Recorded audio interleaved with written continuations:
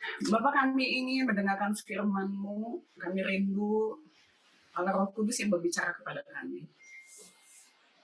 Kami ingin bertumbuh bersama dengan rekan-rekan kami, Tuhan, bertumbuh di dalam Engkau dan di dalam kebenaran-Mu dan melakukan firman. Untuk itu Allah Roh Kudus berkati telinga kami untuk tidak tuli, berkati mata kami untuk tidak buta, celikkan mata kami, bukakan telinga kami, sehingga kami dapat menangkap hal-hal yang datang daripada Allah. Mari curahkan Roh Kudus-Mu atas tanah hati kami, gemburkan hati kami dengan Roh-Mu, dengan air Kudus-Mu Tuhan, sehingga kami dapat merespon dengan benar. Setiap batu-batu yang ada di dalam hati kami, dongkrak, bongkar, bangkirkan, dan ambil Tuhan. Kalau ada ilalang yang tumbuh menghimpit kami, tolong Tuhan, angkat dari sekarang, jangan biarkan tumbuh bersama dengan firman yang akan ditaburkan. Dan satu lagi Tuhan, lenturkan kami, remukkan kami lebih remuk dari hari kemarin. Kalau hari kemarin remuk kami mungkin sebegede begini Tuhan, hari ini remukkan lagi, hancurkan lagi, lebih remuk dari hari kemarin atau lebih remuk dari 1 jam yang lalu. Sehingga kami benar-benar lembut di tangan-Mu, sehingga kemuliaan-Mu yang nampak dalam hidup kami. Sehingga kami menjadi iklan berjalan bagi kerajaan surga. Terima kasih Tuhan, di dalam nama Yesus kami ucap syukur dan berdoa, bersama-sama katakan amin. Bahwa sesungguhnya kehendak Allah lah untuk saudara dan saya mendengar suara Tuhan.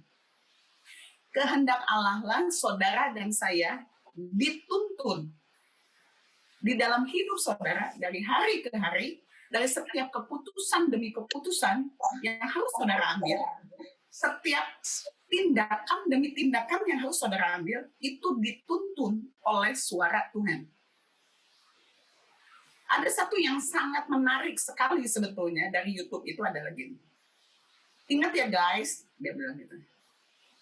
Mendengar suara Tuhan itu jangan kayak YouTube. Jadi saudara kepengen dengar lagu I Will Sing, kita pencari I Will Sing, pencet, nyanyi. Terus abis gitu, wah udah gak nemen lagi, matiin. Nggak gitu ya. Jangan dibalik. Kadang-kadang kita lupa siapa pencipta, siapa yang diciptakan. Kalau kita mau mendengar suara Tuhan, apapun yang Tuhan bicarakan, kita harus terima. Janji dulu nih di awal nih. Saya mau saudara angkat tangan, saya mau saudara janji. Janji dulu nih di awal. Apapun yang Tuhan omong, saudara mau dengar. Amin.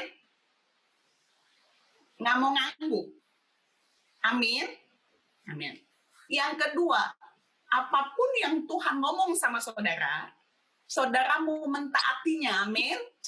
Amin. Amin. Bapak lihat setiap orang yang berkata amin dan mengangkat tangan. Mereka berjanji di hadapan mau mendengarkan apapun yang ingin engkau sampaikan. Yang kau kehendaki kami tahu, kami mau mendengarkan. Setiap kami yang sudah mengatakannya, kau lihat hati kami. Dan Tuhan, kami mau melakukannya dan tunduk secara total kepadamu. Karena satu hal, karena engkau baik. Dan engkau mengasihi kami. Terima kasih. Malam ini kami ingin berbicara tentang engkau. Di dalam nama Yesus kami ucap syukur dan berdoa. Amin. Jadi saudara, nggak bisa lari. Saya pengen saudara baca Yeremia 29 ayat 11. Ingat ya, kita adalah kelompok bertumbuh bersama. Saya bertumbuh, saudara bertumbuh. Malam ini temanya adalah mendengar suara Tuhan. Next, berjalan dengan dipimpin oleh Roh Kudus. Nextnya lagi, bergaul karib dengan Allah. Betapa nikmat dan ajaib dan plus deg-degan. Itu akan kita alami. Mari kita baca Yeremia 29 ayat 11. Karena aku tahu pikiran-pikiran kalau yang di bahasa Indonesianya mungkin bukan pikiran ya, rancangan-rancangan yang aku rancangkan terhadap kamu. Tapi saya coba cek di Alkitab saya itu ada bahasa Inggrisnya, saudara. Dan ternyata bahasa Inggrisnya itu pikiran. Jadi saya ingin berbicara kepada saudara bahwa Allah berbicara melalui pikiran spontan. Saya akan memberikan ayat-ayatnya. Hari ini hanya satu. Pikiran spontan mungkin hari Jumat kita akan lanjut dengan pikiran ini lagi. Amin, saudara. Saya mau coba pelan-pelan. Allah berbicara melalui pikiran spontan. Sesuatu yang nggak kita pikirkan tiba-tiba nyelsup keluar gitu. Karena aku tahu pikiran-pikiran yang aku pikirkan terhadap kamu, kata Tuhan.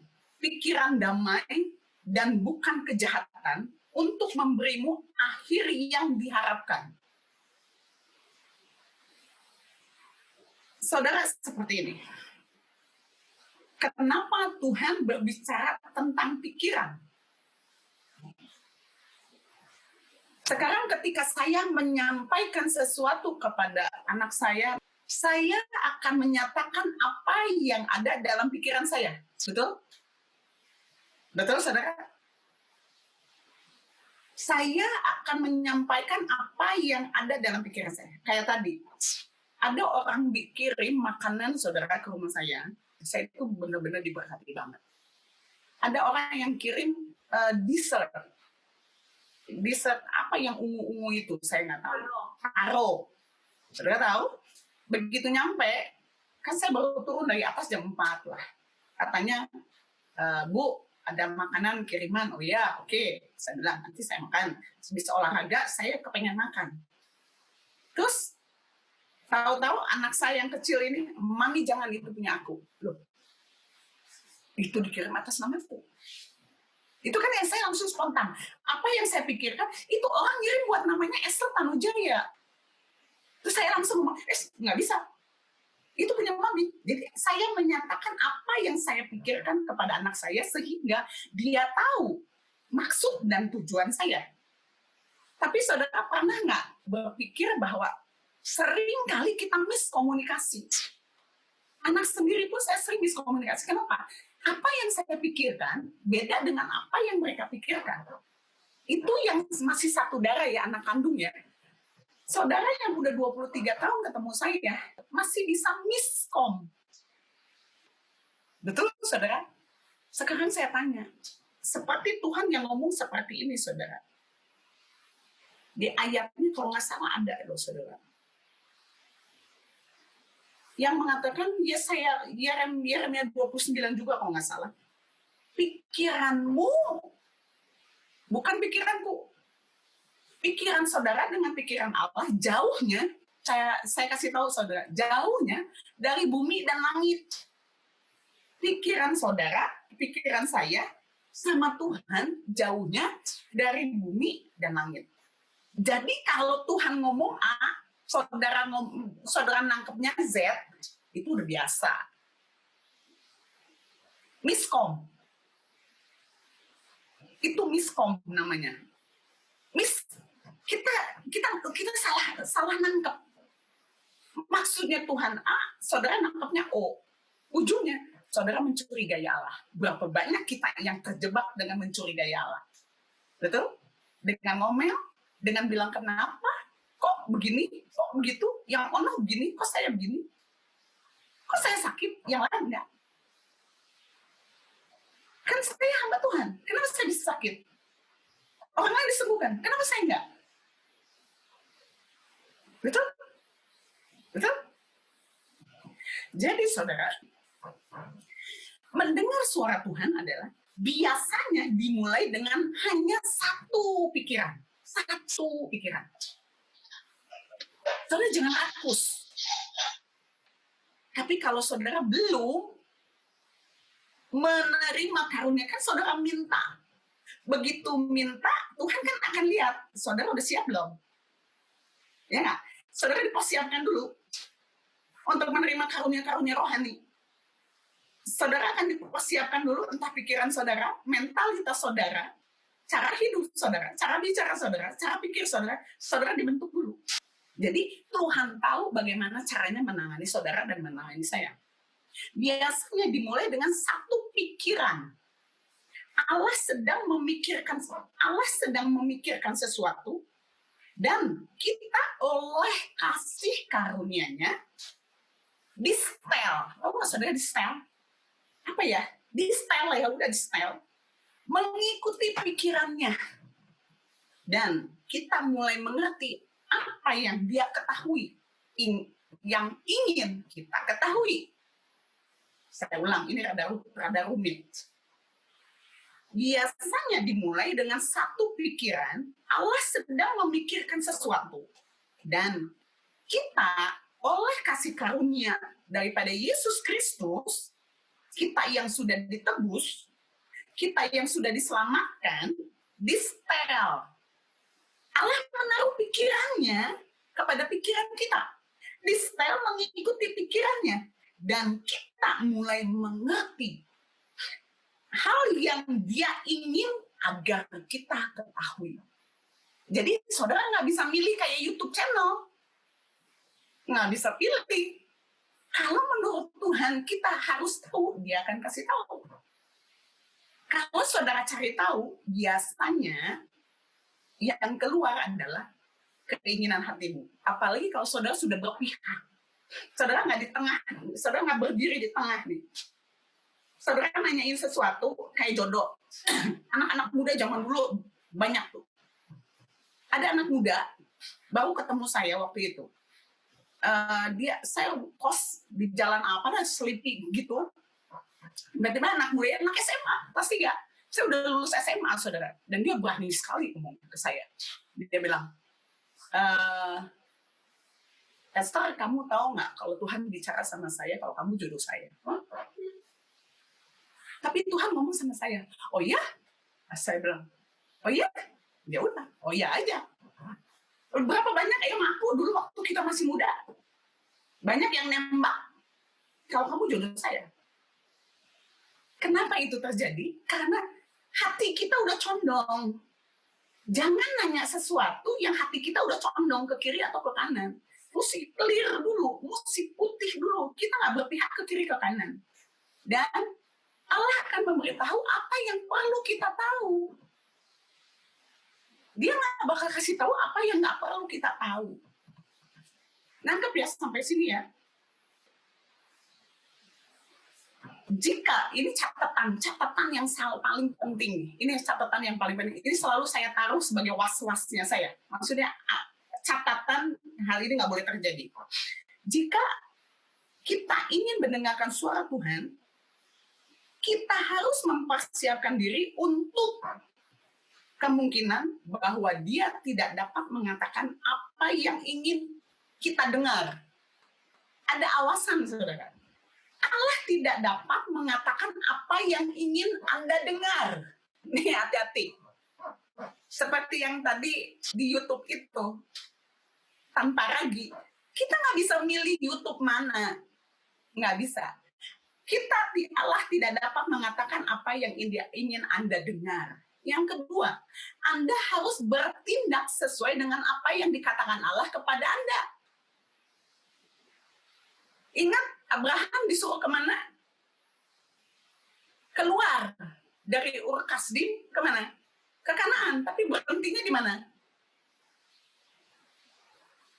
Berhentinya di tengah-tengah kan? Sampai harus ada lagi firman Tuhan lanjutan setelah ayahnya meninggal. Yang disuruh keluar itu siapa? Abraham. Tapi dia bawa siapa? Bawa Lot, bawa bapaknya. Ujungnya, banyak masalah nggak? Jadi, kalau saudara mendengar suara Tuhan, saudara dan saya harus melakukan sesuai dengan apa yang dikatakan Allah kepada kita.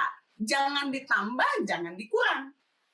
Kalau boleh, jangan ditawar. Dulu saya suka nawar dan saya menyesal. Sekarang sudah menyesalnya sekarang. Dulu saya paling pintar kalau untuk nawar sama Tuhan. Dan Allah izinkan. Tapi bayar sendiri gitu. Dengan penderitaan yang harus saya alami. Lalu, Anda tidak akan dapat mendengar suara Tuhan dengan sebuah pertimbangan. Apakah saya akan mendengarkan nggak ya? Umpama gini, Tuhan, Esa mau dengar suara Tuhan dong. Tapi begitu Tuhan ngomong yang nggak enak, tunggu Tuhan, Esa nggak mau dengar. Udah dulu ya, bye. Dulu saya waktu masih muda rohani sering melakukan itu. Ingat, nggak bisa. Anda tidak dapat mendengar suara Tuhan dengan sebuah pertimbangan. Apakah saya akan mendengarkan nggak ya? Kenapa mesti ada pertimbangan itu? Karena yang didengar nggak sesuai dengan apa yang saudara mau. Ingat ya, suara Tuhan bukan tombol on off. Atau itu loh mesin Coca-Cola kalau kita lagi keluar negeri. Pengen minum Coca-Cola, kita masukin dulu, terus pencet tombol keluar Coca-Cola. Atau kita mau makan snack apa, kita masukin duit, terus tekan tombol, terus keluar kopi atau apa. Enggak. Itu kalau boleh ngomong dengan kata-kata yang halusnya, itu tidak sopan. Kurang ajar. Mendengar dan melakukan tempat seperti yang Anda dengar dari Tuhan dengan sukacita, tanpa syarat dan ketaatan penuh. Jangan dikurangi, saudara. Mendengar dan melakukan tepat seperti apa yang saudara dengar dari Tuhan, taatnya harus dengan sukacita. Tanpa syarat. Jangan minta nih, Tuhan oke tapi.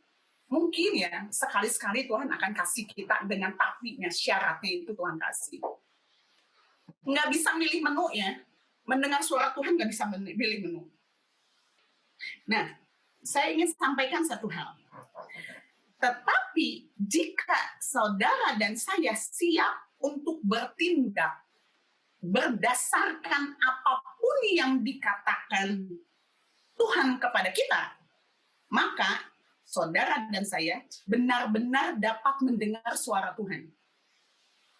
Saya kasih tahu saudara, sejak itu kehidupan saudara menjadi sebuah kisah cinta. Beneran. Kisah cinta yang penuh petualangan sampai saudara dan saya mati. Kenapa saya ngomong petualangan? Akan ada banyak hal-hal yang aneh dan ajaib. Ada hal-hal yang tidak mungkin tetapi menjadi mungkin. Ada hal-hal yang tidak dapat kita lewati, tapi kita lewati. Ada saatnya kita ada di lembah paling dalam, tapi kita kayak di surga gitu loh. Itu kayak orang kayak naik itu loh, jet coaster, halilintar kayak gitu saudara. Nah, sekarang kan Tuhan bilang begini, Allah berbicara melalui pikiran spontan, pikiran kita. Dan Tuhan bilang gini, karena aku tahu pikiran-pikiran yang aku pikirkan terhadap kamu. Jadi Tuhan punya pemikiran tentang kita itu jauh berbeda seperti apa yang saudara pikirkan tentang kita. Allah, saya kasih tahu kepada saudara ya, siapapun saudara yang merasa tidak punya apa-apa, tidak punya siapa-siapa, dan nggak bisa apa-apa, saya mesti kasih tahu saudara, cara pandang Allah bukan dari sudut ketidakmampuan saudara. Cara pandang Allah dari sudut berapa banyak saudara mampu melakukan hal apapun di dalam Allah. Catat baik-baik. Saya nggak bisa pulang karena ini nggak ada di buku saya. Kenapa begitu? Karena saudara diciptakan segambar dan serupa Allah itu nomor satu. Dan yang kedua, saudara unik. Kemampuan kita yang ada di dalam diri kita, Allah lihat. Bahkan saya kasih tahu sama saudara, seringkali kita tidak menemukan kemampuan kita itu apa sebetulnya. Banyak kemampuan kita terkubur di dalam diri kita. Sebab oleh apa? Oleh reruntuhan. Oleh reruntuhan apa? Gambar dirimu yang rusak. Tertimbun puing-puing luka-luka. Tertimbun puing-puing penolakan. Tertimbun oleh bebatuan. Runtuhnya nilai diri saudara di hadapan manusia. Sehingga saudara menganggap rendah dirimu di hadapan Allah. Tapi aneh bin ajaibnya Allah yang luar biasa yang mengasihi kita itu memandang kita sesuai dengan kemampuan yang ada dalam diri saudara dan diri saya yang belum keluar. Dan Allah berusaha kemampuan itu yang ada dalam diri kita, dia dorong untuk keluar. Dia dorong untuk keluar. Biar apa? Seluruh kemampuan yang ditaruh, potensi yang Allah taruh di dalam diri saudara yang sama sekali tidak saudara kenali, yang ada di dalam diri saya, sedang dibongkar Allah. Bebatuan yang menimbunnya itu sedang diangkat. Tiang-tiang yang sedang menimbunnya itu diangkat. Kekecewaan, kegagalan yang saudara alami sampai hari ini sedang Allah bongkar. Biar apa? Karena Allah lihat, yang itu loh kemampuanmu, kehebatan yang ada dalam dirimu itu harus keluar. Harus nyata. Itu yang sedang Allah ingin lakukan dalam diri saudara dan diri saya. Makanya Allah ingin berbicara kepada saudara. Allah ingin memimpin saudara. Allah ingin berjalan bersama dengan saudara. Itu karena. Kenapa? Allah sudah menaruhnya di dalam hidupmu seluruh kemampuan itu. Amin. Luar biasa, dia terlalu baik kan. Nah, betapa pentingnya pikiran kita. Betapa pentingnya pikiran kita. Nah, di Filipi 4 ayat 8, saudara, itu kalau Tuhan ngomongin firman-Nya itu nggak bohong-bohong loh, saudara. Taruh di pikiran kita itu yang mulia, yang baik, yang benar, yang kudus, yang adil. Semua yang sedap didengar, semua yang disebut kebajikan dan patut dipuji, itu pikirkan di sini. Pikiranmu itu pusat pertempuran. Pikiranmu itu adalah pusat di mana salah satunya Allah berbicara kepada saudara dan saya. Salah satunya kepada pikiran, melalui pikiran kita. Jadi, saudara harus memikirkan, kalau 3 ayat 2, pikirkanlah perkara yang di atas, bukan yang di bumi. Halo, pikirkan perkara yang di atas, bukan yang di bumi. Gimana dong caranya? Latih dirimu. Latih dirimu. Kalau kita gini ya, saya ingat sekali Om Bijo ngomong gini. Apa yang kamu pikirkan, akan kamu katakan. Akan kamu lakukan. Apa yang kamu lakukan akan menjadi satu kebiasaan. Apa yang menjadi kebiasaanmu itu akan menjadi karakter. Kalau saudara ngomongnya bohong, pikirannya bohong, licik, yang keluar dari mulut kan licik. Saudara melakukan kelicikan. Nipu sana, nipu sini. Sekali, 2 kali, 100 kali, saudara jadi penipu. Betul? Apa yang saudara pikirkan menentukan kamu sebagai apa. Menentukan kamu jadi apa. Menentukan pikiran. Mulai pikiran menentukan kamu akhirnya akan kemana. Jadi mari kita bertumbuh bersama malam ini. Mari kita mikirin yang baik, yang benar, yang kudus. Sekalipun dia benar begitu, itu bukan urusan kita kok. Ngapain kita kepo? Siapa saudara, siapa saya yang menghakimi orang lain? Emang hidup saudara lebih benar dari orang? Emang hidupmu lebih hebat dari orang? Lebih kudus? Jangan-jangan lebih kudis? Kita tahu. Jadi kita yang cut. Saudara harus cut setiap perkataan-perkataan yang masuk ke kuping saudara dan masuk ke pikiran saudara. Putusin, cut, putus, gunting. Sorry ya, yang ini gue gak mau denger, sorry. Jangan gaul. Di Mazmur 1 itu jelas sekali. Saudara harus ngapain? Kita gunting seluruh aliran yang busuk yang masuk ke pikiran kita. Kenapa? Pikiran Allah dan manusia itu kayak bumi dan langit. Ini langit. Nah, Allah ini ingin mensejarkan, ingin memberikan pikirannya ke kita. Betapa dia Allah yang agung merendahkan dirinya kepada kita agar pikiran dia nyampe ke pikiran kita. Dan dia hanya minta kepada saudara, pikirkan yang baik, yang benar, yang kudus, dan yang mulia. Biar apa? Biar ini loh, biar minimal ketika Allah merendahkan, memberikan pikirannya kepada kita, kita nangkep. Kita sejalan dengan pikirannya.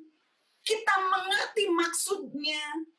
Jadi ketika saudara menangkap pikiran Allah melalui pikiranmu, saudara nggak begini.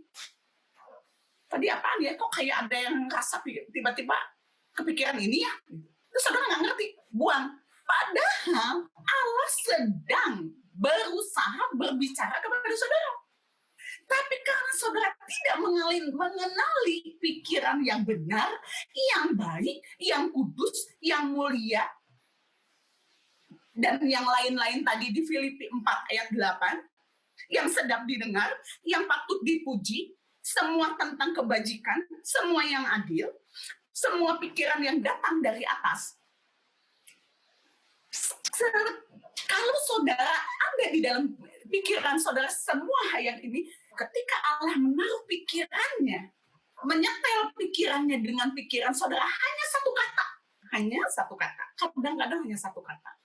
Atau hanya satu kalimat. Ketika saudara bisa menangkap itu dari Tuhan, saya kasih tahu saudara, itu akan berbuah banyak. Dari satu kata menjadi 10 kalimat. Dari satu kalimat bisa puluhan kalimat itu keluar. Luar biasa. Makanya betapa pentingnya pikiran kita dilatih. Latihan badani penting. Itu Rasul Paulus kok, latihan badani itu penting. Nggak ada satu ayat pun yang bilang orang Kristen harus kaya, harus sehat. Nggak ada. Nggak ada. Tapi yang ada, saudara harus bertumbuh di dalam kebenaran dan hidup di dalam kebenaran, sama seperti Kristus hidup. Adanya itu.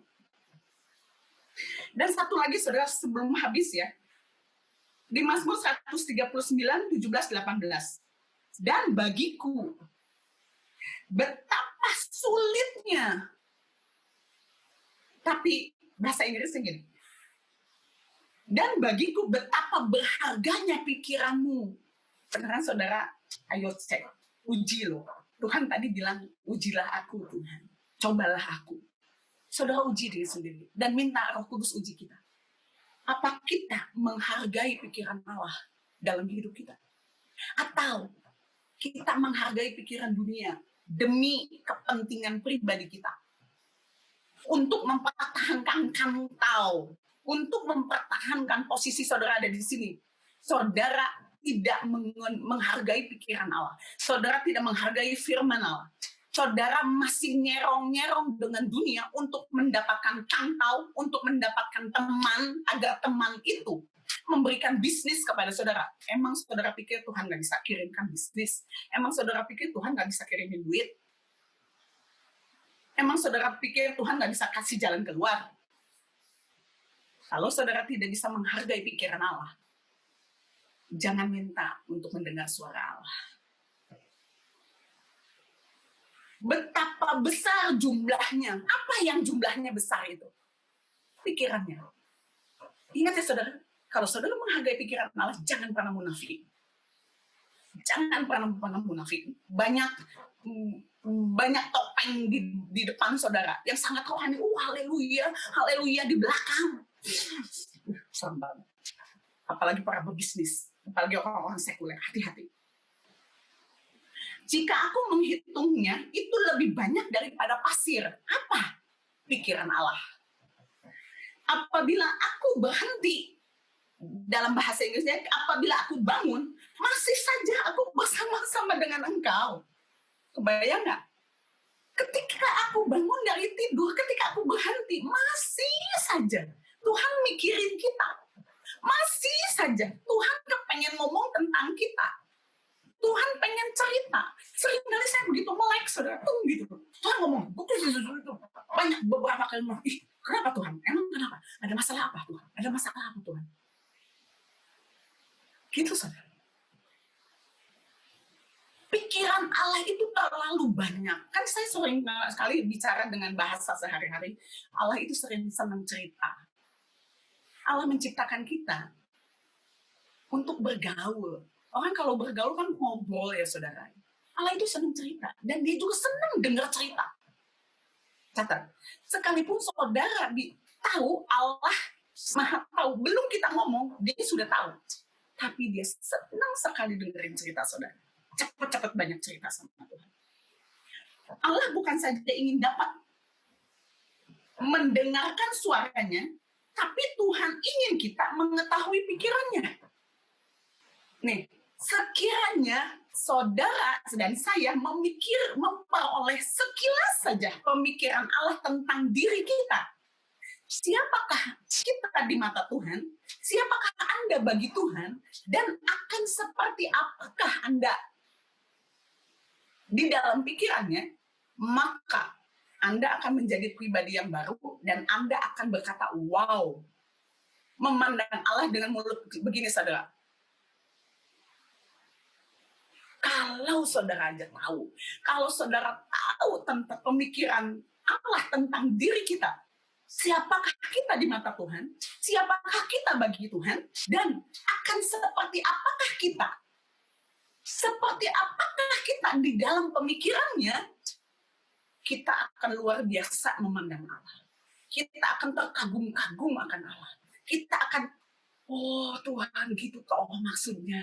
Oh gitu toh maksudnya. Kenapa? Pikiran kita sangat terbatas. Tuhan udah ke ujung 2-3 kilometer, kita masih ada di sini. Nggak kelihatan. Dan kita ngomel-ngomel. Karena nggak kelihatannya itu. Padahal Allah sedang memberikan rumput, bukan ilalang di depan. Rumput. Karena domba itu nggak suka makan selain rumput. Kambing doyan makan apa aja, domba enggak. Jadi Allah menyediakannya rumput, di depan itu ada rumput. Tapi sudah harus melalui berbagai banyak hal untuk melatih.